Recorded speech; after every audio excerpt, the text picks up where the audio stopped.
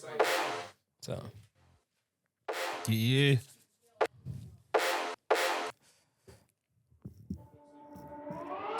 Yo, what's up? Welcome back to another episode of Football Focus Weekly. Go. With me, your boy, Nyata, Kenan, MSC, and the ever-present AK Rutto in the building. And our producer, Hello. Mr. George Cunha Alejandro. Asanta. How was your weekend, bro? Manze, my weekend was lovely. Although niliamshwa Monday asubuhi 4 a.m. to watch Club World Cup, but regardless, we enjoyed our weekend. You cooked? We cooked. We, Chaplain, weekend yako imekuwaje? Chaplain. Kanisa tu. Kama mimi na kuimba. Nafanya chaplains. Chaplains. Yeah, he's the chaplain kilelesho wa SDA Church. Wasikuje bila sadaka.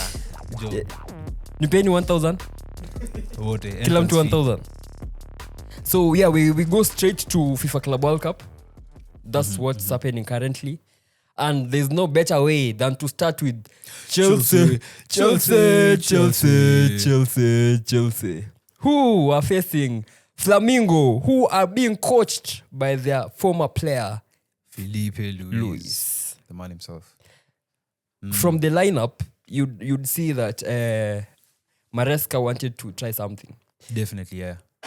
Because he started with two right backs, James and Gusto. James was playing as a six. pivot, yeah. Yeah, so he wanted when Sijui Gusto inverts, then James covers and vice versa.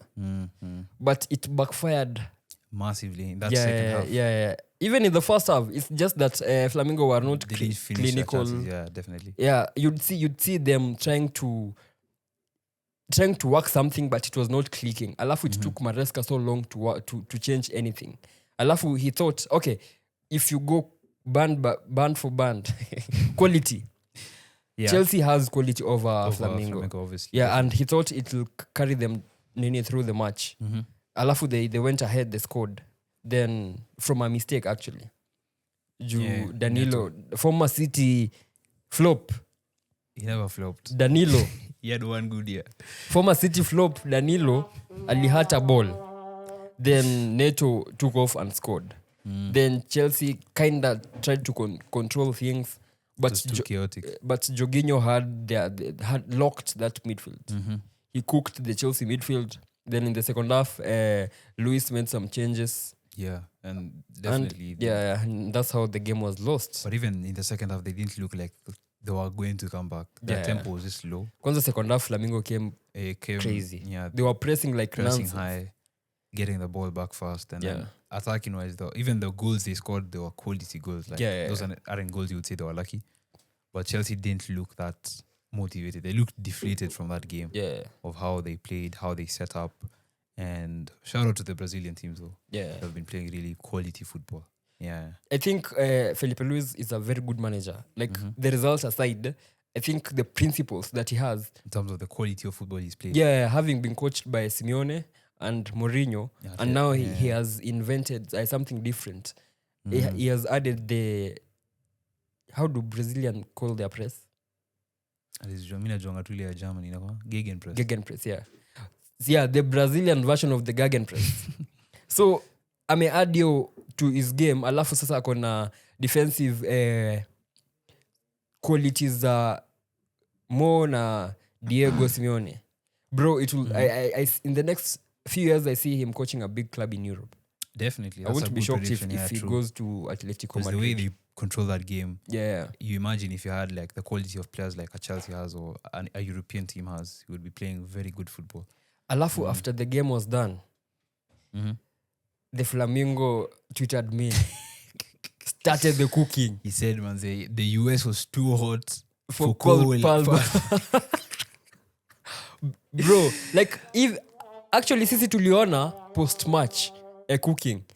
Sasa hizo nini zingine tweets zingine sasa zikaanza kuja.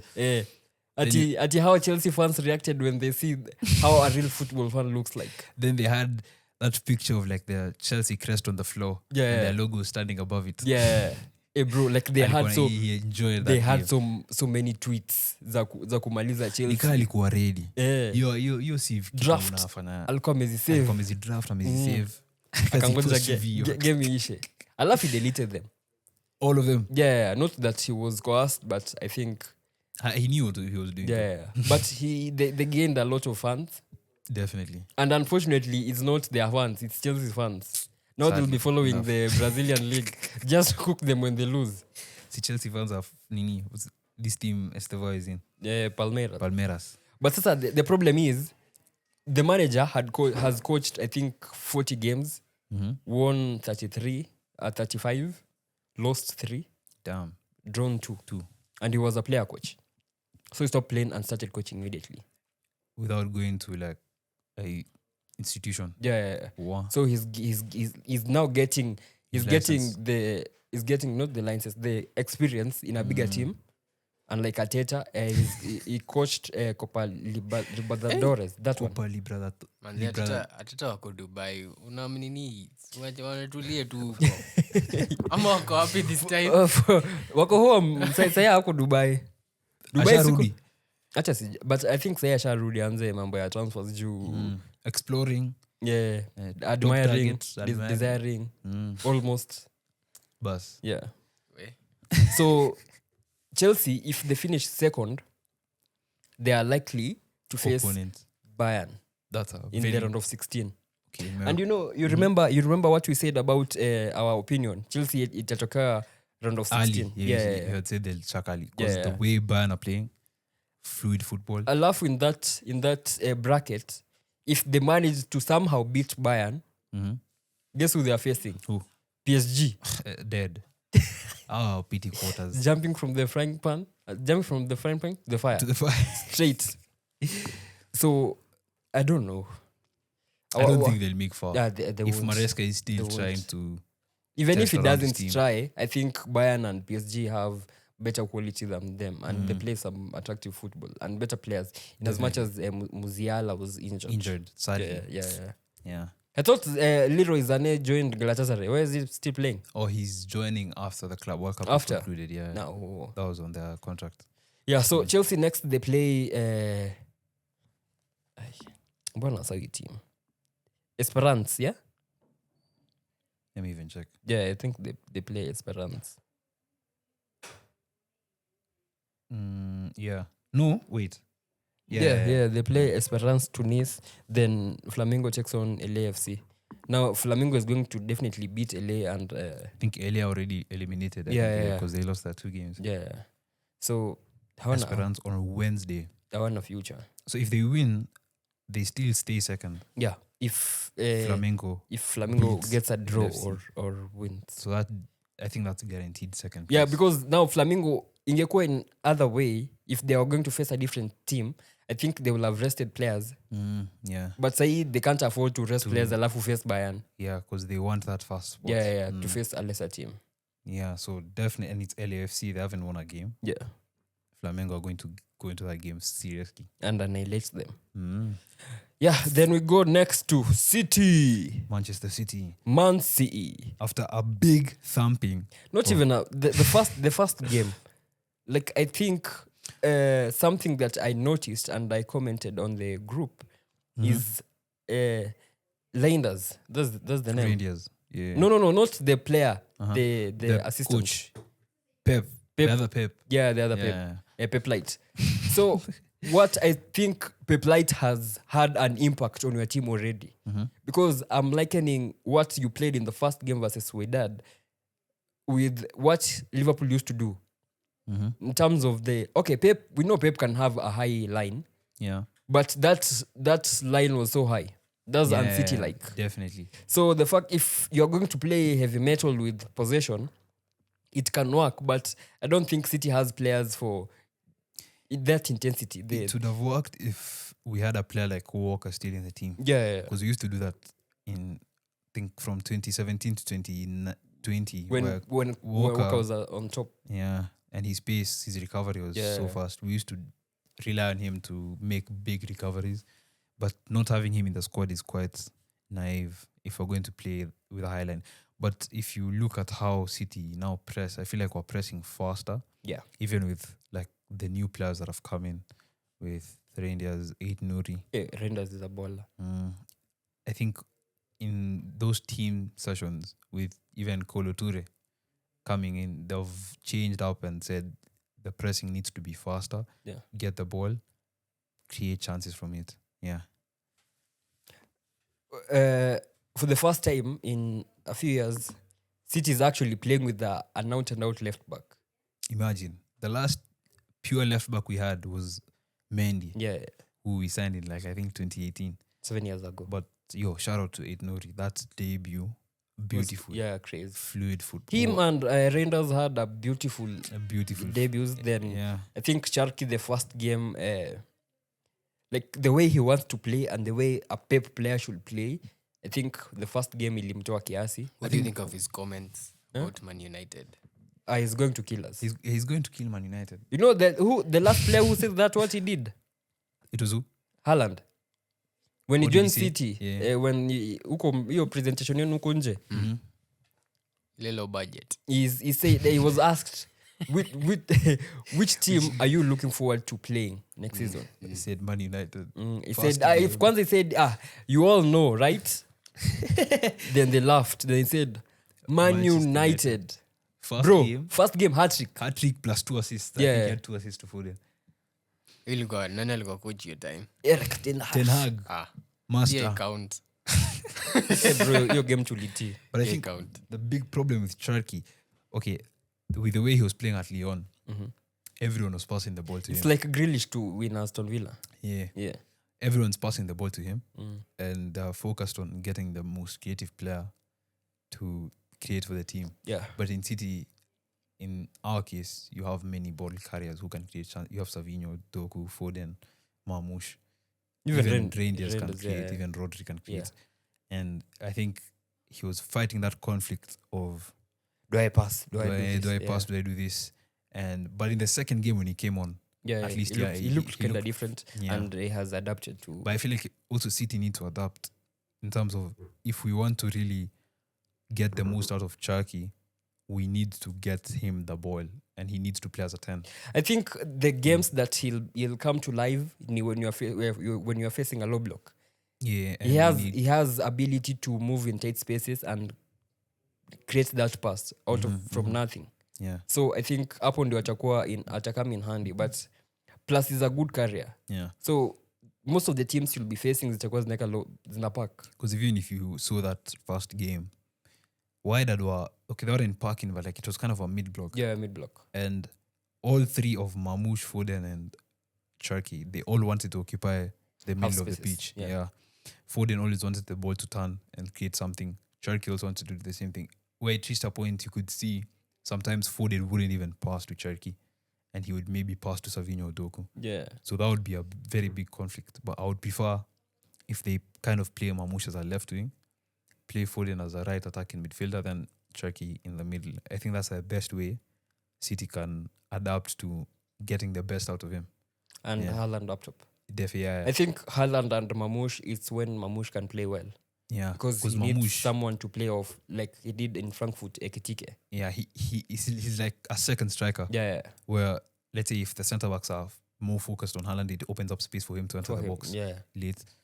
Also Foden to maybe ping balls in for him on the right side and Cherky to work in the middle. That would be the best way. Yeah. So City needed to win 7-0 7-0. and to get a draw versus Juve or beat them to top the group. Mm-hmm. But you won 6, so you're second. And if it stands like this, you are likely to face Real Madrid, Madrid. which Yeah. I think you can easily beat.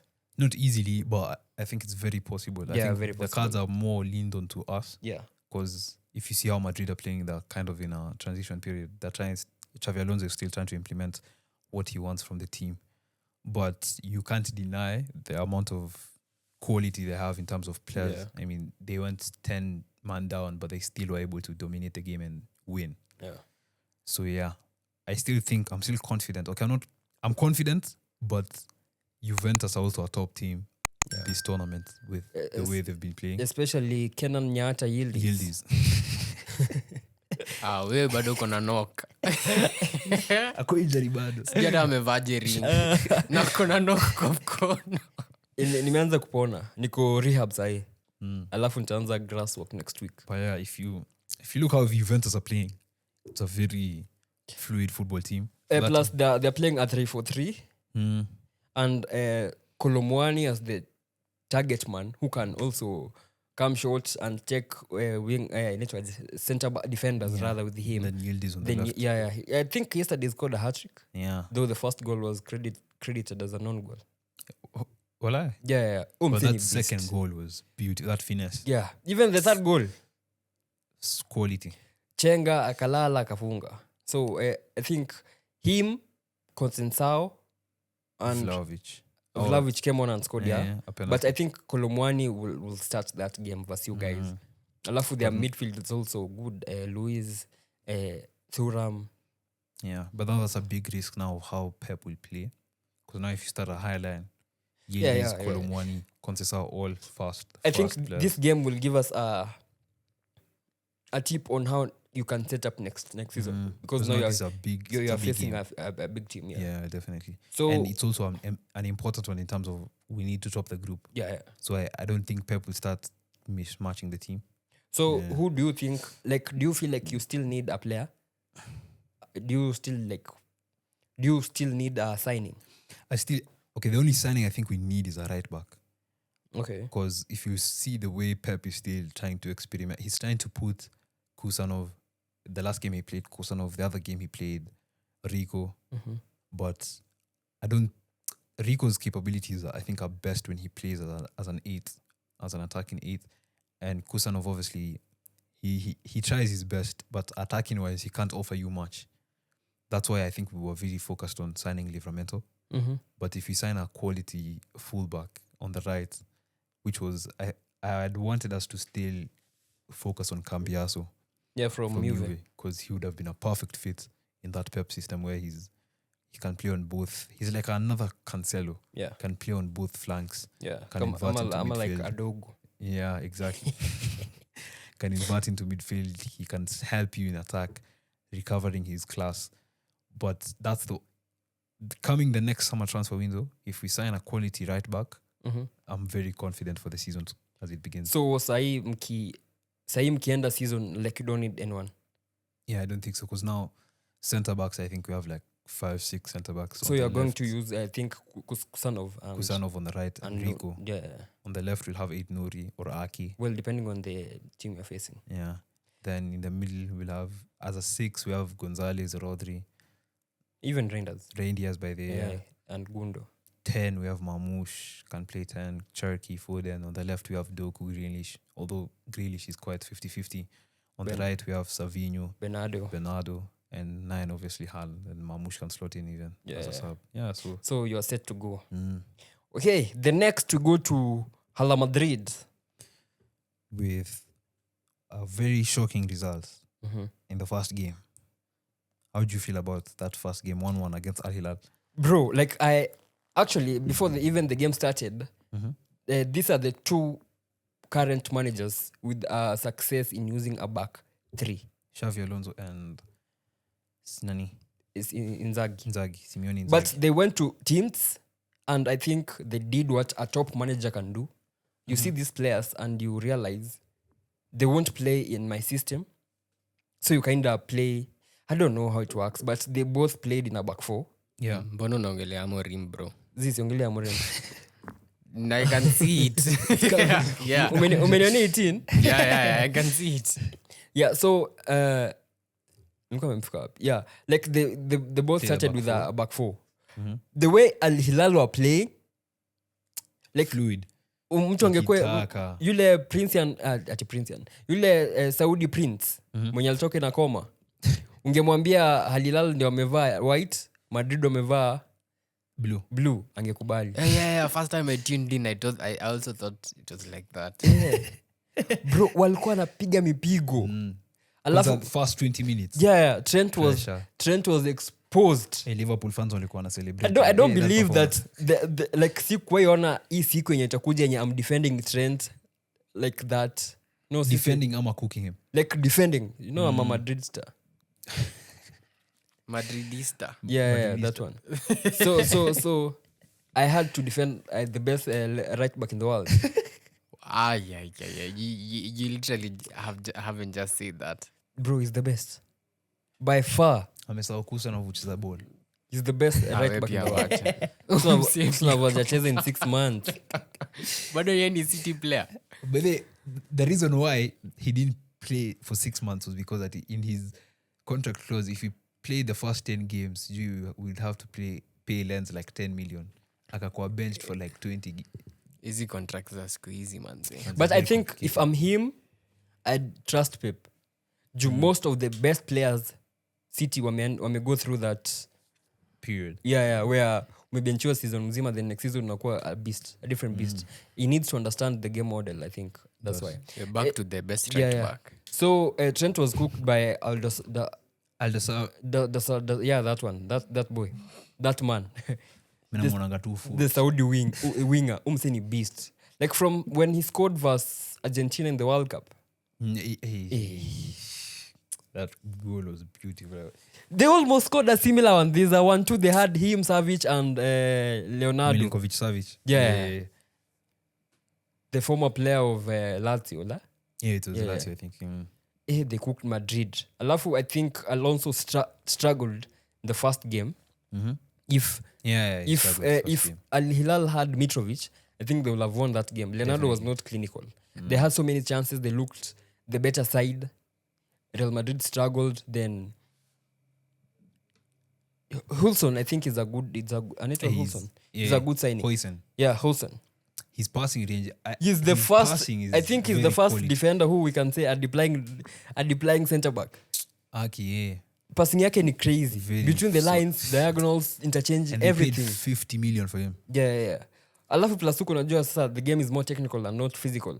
So he'll be shining on But he's still physical. He's still a very tall. Yeah, he's tall and big guy, but Prem alikuwa bullied mbaya. I saw nakumbuka kuna game ya City. Alichekwa na Haaland. Hadi Savinho. I remember. Savinho alimgeuza kama chapati. You know, unajonga ile style yenye ukienda hii side mimi naenda hapa. Savinho alimfanya hivyo. Yeah, so they played the first game, then they drew, then the jana wakashinda. So next they are going to beat Salzburg. Uko sure watabi? Yeah, mbaya sana. Maybe shocking result. They end second place. For Madrid, you want to face Al Hilal? Al Hilal tunapiga.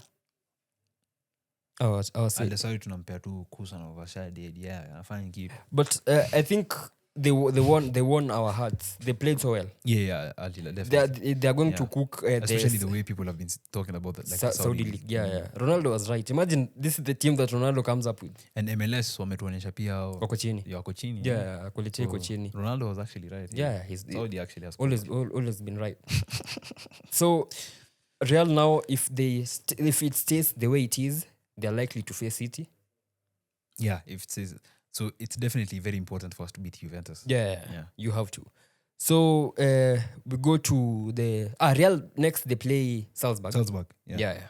So that's another European game. Yeah. Bye. So we go to the shock result of the FIFA Club World Cup. First of all, Botafogo 1, PSG 0. How? Okay, I did watch that game. I also did watch that game, but Enrique said this is the first team they have faced that defensively it was so hard for them to break them down. That's coming from PSG. Yeah, manager. Which is very surprising. Yeah. Imagine he has faced Arsenal, City. Inter. Especially Inter. Defensively. So coming from him, that was crazy. Yeah, with the former United legendary left back Alex Telles. He's in Botafogo right now. Yeah, I think this striker Igor Jesus, he's coming to the Prem. Forest has signed 2 players. I think Sam Cunha and Igor Jesus. Oh, yeah, I think he'll catch for the Prem. He has that arrogance in him, mad dog, kama Tevez.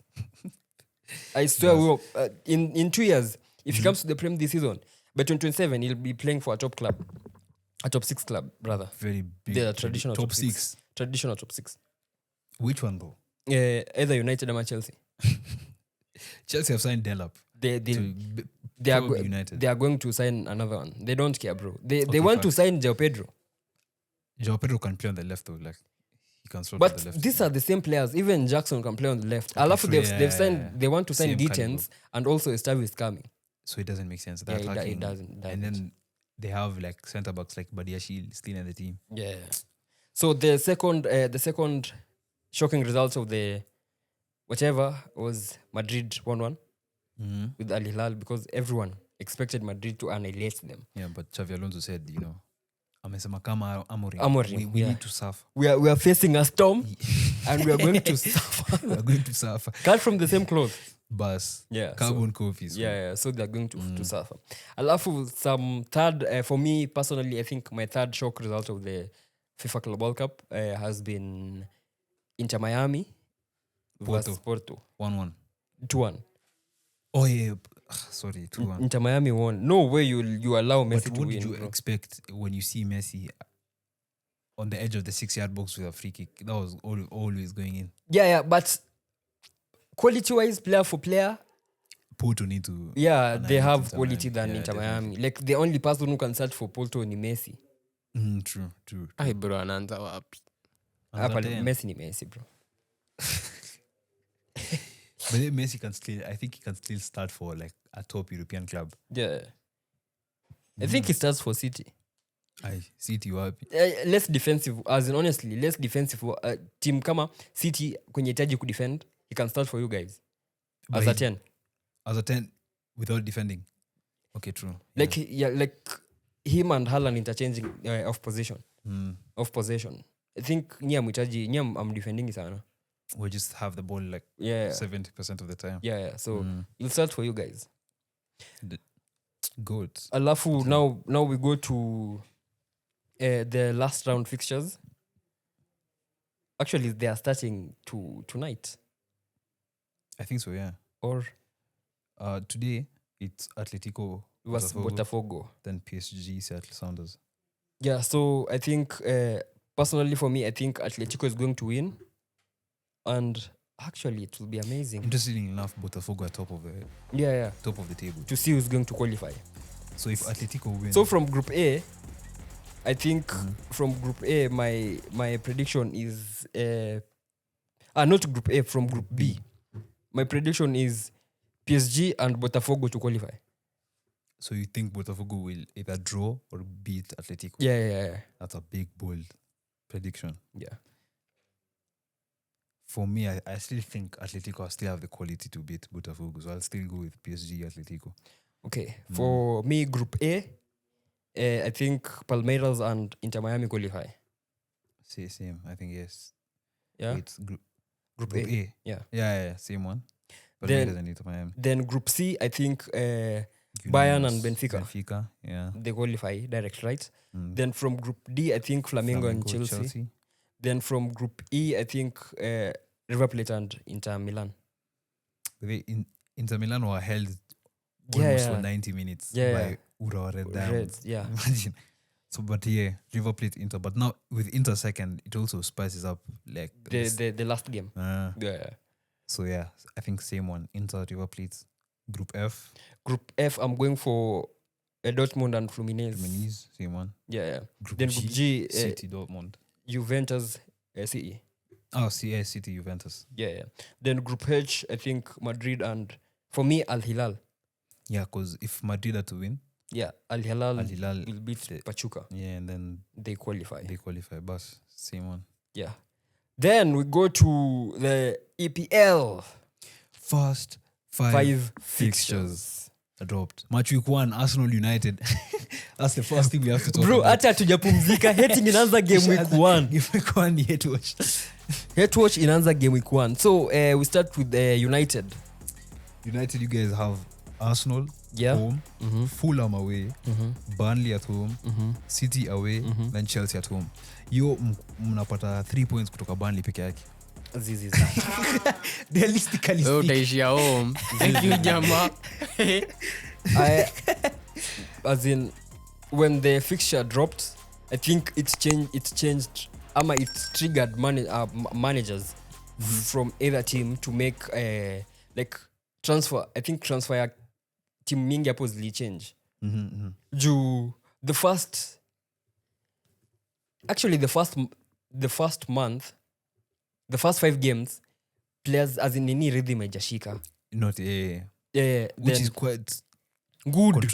Like you can't really call out a result because players might get injured in pre-season, or you might sign late alafu players hawaja adapt to the squad, or players wamerudi overweight, hawana ile sharpness.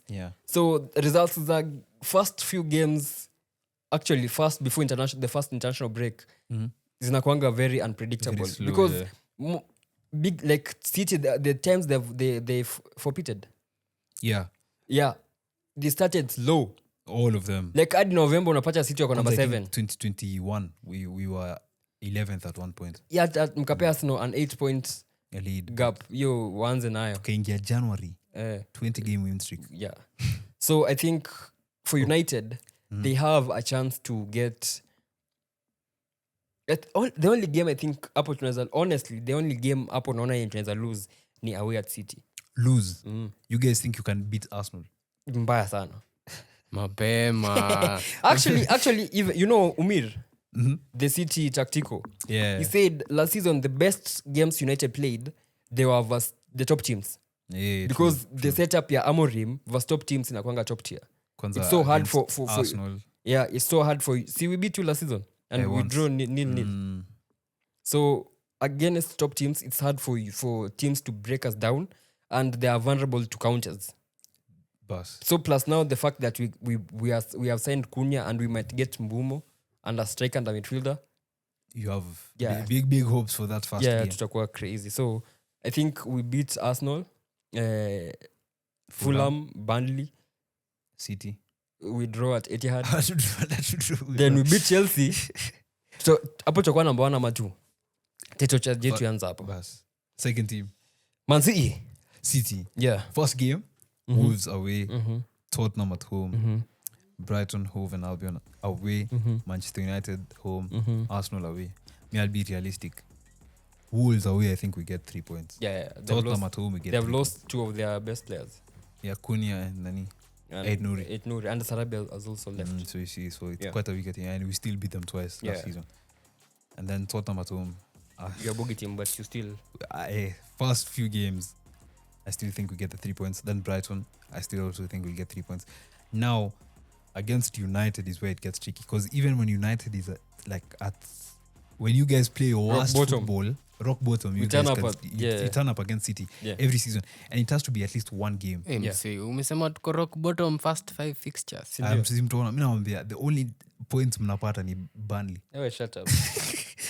United, I'll say we'll draw. We'll draw against United. Then Arsenal away will beat them. So you have to watch a top of the table unbeaten. Simple.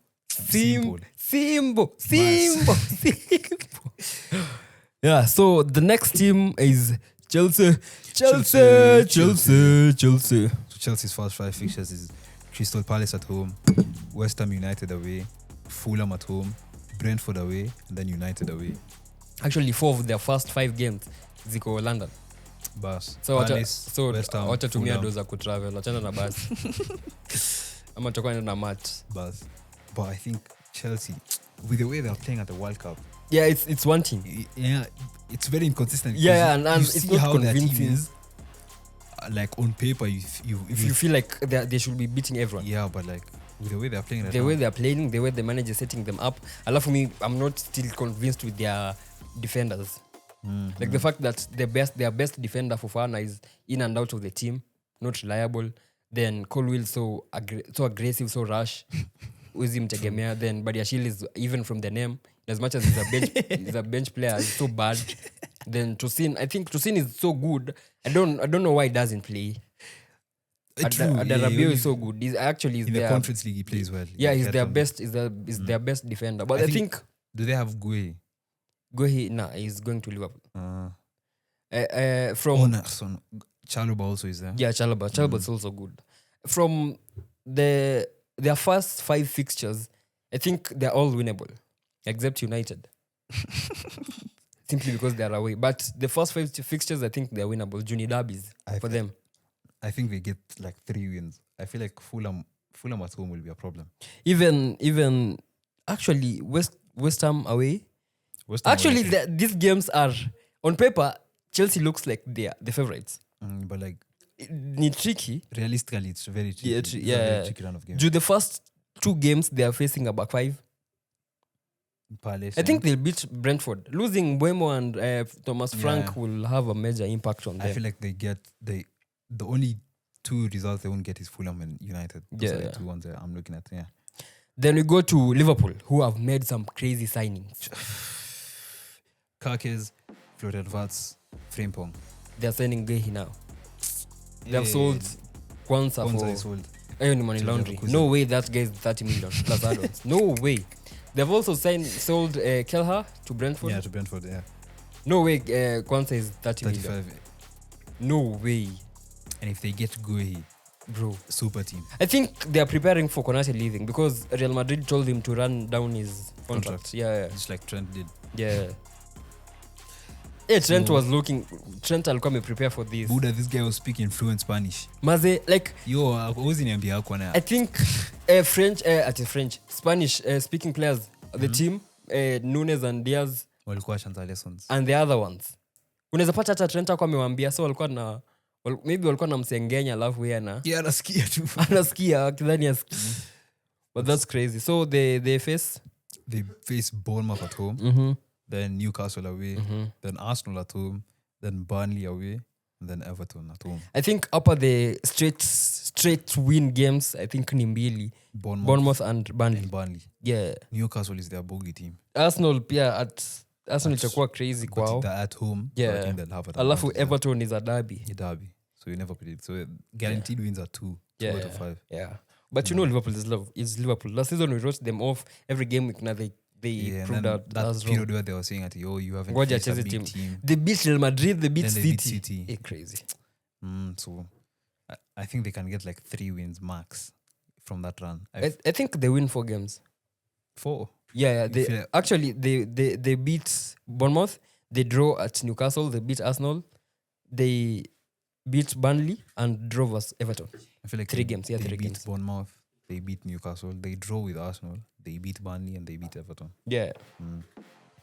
Then we go to Arsenal. So I think out of all the top 6 teams, Arsenal have their hardest first 5 games. Mm-hmm. So Machikwan they face United away. Then they go to they have Leeds at home. Then they have Liverpool away. Then they have Nottingham Forest at home. Then they have City at home. Those are 3 Big 6 teams in the first 5 games. Umeanza photoshoot tukirecord. Wait, continue. Hizo fixtures za Arsenal. The first game they are losing. No way they wanatoka Otina. Oti apatoki mtu. What? Then I think them and United have the first, like they have hard fixtures. I think United was ranked first, then Arsenal second. 94.3, 93 Arsenal. The first game they are losing to United. Then Leeds, they beat Leeds easily. Wadhani, they are back. Then Liverpool dents their title charge by game week 3. Washatoka. Alafu game week 4 they face Nottingham Forest after international break. Saka atakuwa amevunjika kichwa, Rice ankle.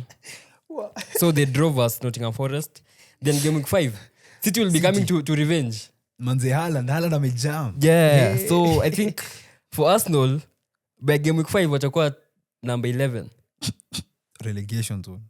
Yeah, it's hard games for them. Considering the fact that we don't even know who they are signing other than Zubimendi. Wanasign tu ma DMs. Nasikia pia wanadai kama Vinga. Na wamesign sijui Kepa. Kepa. Do you think they'll sign either Gyökeres or... I think they sign Gyökeres. I think they sign Gyökeres. Mm-hmm. In the summer transfer window. Yeah. I think they'll go for Sesko. I don't know. Actually, it's Arteta wants Sesko. Then Alafu Barta, the sporting director wants Gyökeres. So it's a conflict. Yeah. But they'll weigh their options. I think so. I think they go for Gyökeres. Before we end, what's your bold prediction for the Premier League 25-26? Me, I'll make mine when before game week 1. So. Yeah.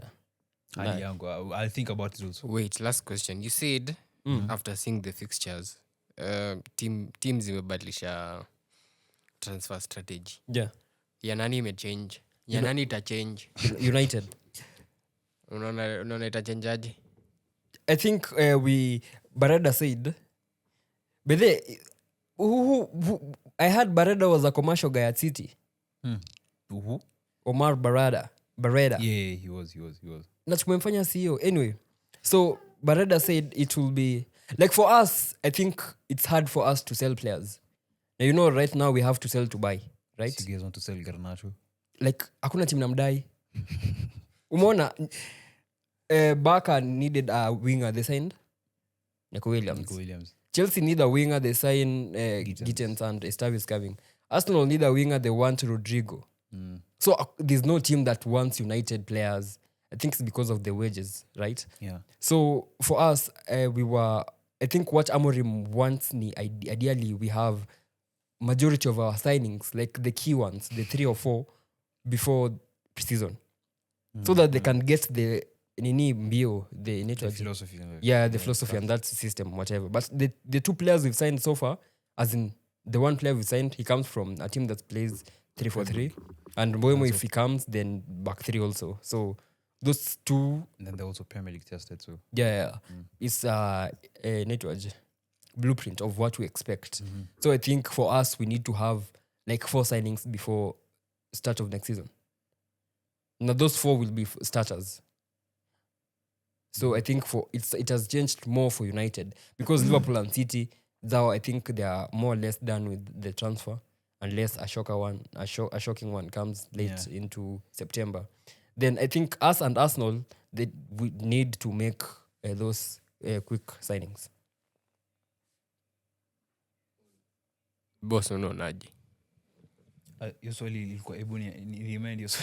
He said teams will change their transfer strategies after seeing the fixtures. Okay, regarding City, I don't think we'll change because ours to share sort. But also with Arsenal, like a team like Arsenal, I feel like they need a striker very early. That might not be their blueprint of what they need 100%. They obviously need like backup wingers and also a striker. But after they've signed Zubimendi to replace Jorginho, they'll be quick to now get attackers in because they'll be facing teams where even Chelsea now, they also first 5 games, they're facing like teams who play a back 5. So that will influence them maybe to buy more attackers. Okay. Yeah. So make sure you like, subscribe, share, and make sure you follow AK Rutto on IG, it's at ak.rutto, and on TikTok, ak.rutto_. Yeah. Peace out.